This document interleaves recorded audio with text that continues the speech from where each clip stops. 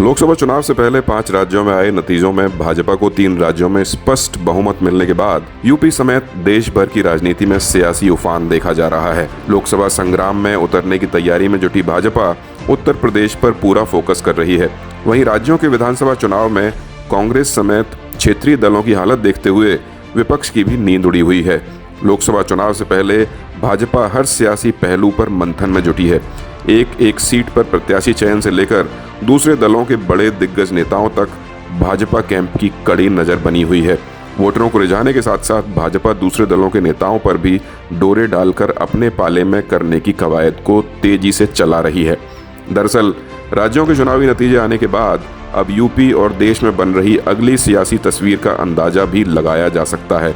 गौरतलब है कि मध्य प्रदेश, राजस्थान और छत्तीसगढ़ में सपा, बसपा और कांग्रेस ने अलग अलग ताकत आजमाते हुए चुनाव लड़ा था। तमाम जतन और कोशिशों के बाद भी बसपा और सपा इन राज्यों में कोई कमाल नहीं दिखा पाए। खुद सपा मुखिया अखिलेश यादव और उनकी सांसद पत्नी डिंपल यादव मध्य प्रदेश में कई दिनों तक कैंप किए रहे। दर्जनों चुनावी रैलियां, सभाएं और रोड शो हुए, लेकिन नतीजा जीरो निकला। तीनों ही राज्यों में यही हाल बसपा का रहा। बसपा मुखिया मायावती खुद चुनावी राज्यों के रण में उतरी और ताबड़तोड़ रैलियां व सभाएं की, लेकिन राजस्थान में बसपा को 2 सीटें ही मिल सकी।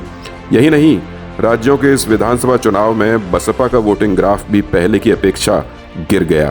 अब भाजपाई खेमे की चुनावी सफलता के बाद विपक्षी दलों के कई दिग्गज नेता केसरिया कैंप की ओर आस भरी निगाहों से देख रहे हैं। उधर भाजपा भी विपक्षी पार्टियों के असंतुष्ट नेताओं और दिग्गजों पर डोरे डालने की रणनीति बना रही है। 2022 के विधानसभा चुनाव में भी ऐन मौके पर भाजपा ने विपक्षी दलों के कई नेताओं को तोड़कर अपने पाले में मिला लिया था। इस रणनीति का भाजपा को चुनाव में बड़ा फायदा भी मिला था। अब लोकसभा चुनाव से पहले भाजपा एक बार फिर सेंधमारी की तैयारी में जुट गई है। अंदरूनी सांगठनिक अभियान के तहत भाजपा के नेता, कार्यकर्ता, सांसद, विधायक और मंत्री ऐसे नेताओं पर नजर बनाए हुए हैं।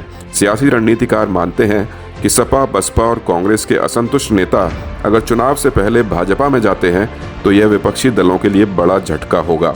साथ ही साथ इंडिया गठबंधन बनाकर एक साथ चुनाव में उतरने का ख्वाब देख रहे दलों को भी गहरा आघात पहुंचाएगा। जनता की नब्ज टटोल रही भाजपा 3 राज्यों के चुनाव में मिली बहुमत वाली जीत को लेकर पूरे देश में जाएगी। लोकसभा चुनाव में इन राज्यों की जनता का रुख पूरे देश में बताया जाएगा, जिससे कि लोकसभा चुनाव में देश भर की जनता को यह बताया जा सके कि राज्यों पर भाजपा का प्रभाव है। इसलिए देश की सत्ता भी इस बार भगवा कैंप के पास ही रहने वाली है। इसके लिए हर स्तर पर दूसरे दलों के नेताओं को भाजपाई खेमे में लाने की कवायद चल रही है। प्रदेश से लेकर मंडल और जिलों के अलावा शहरों की महापालिकाओं, नगर पालिकाओं, पंचायतों और ग्राम पंचायत स्तर तक के कार्यकर्ता ऐसे नेताओं को पार्टी ज्वाइन कराने की जुगत भिड़ा रहे हैं।